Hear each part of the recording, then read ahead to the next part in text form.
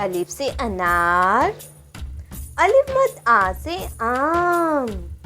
बे से बिल्ली, ते से पतंग, ते से तितली, टे से टमाटर, से समर, जीम से जूता, चे से चाकू,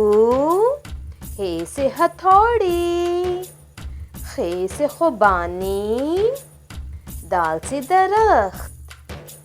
डाल से डब्बा, जाल से ज़रात, रे से रसबरी।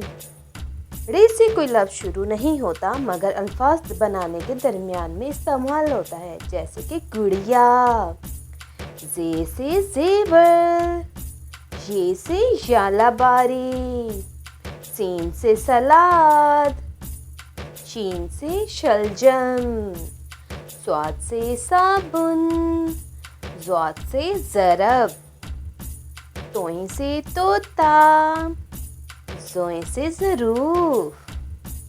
आइन से औरत, गैन से गुब्बारा, फे से फौजी, काफ से कलेजी, काफ से कुआं, गाफ से गाजर, लाम से लाल मिर्च, मीम से मुर्गी, नून से नलका,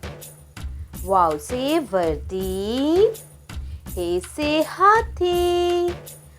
हमजा से गाय, छोटी ये से याक, बड़ी ये से यक्का।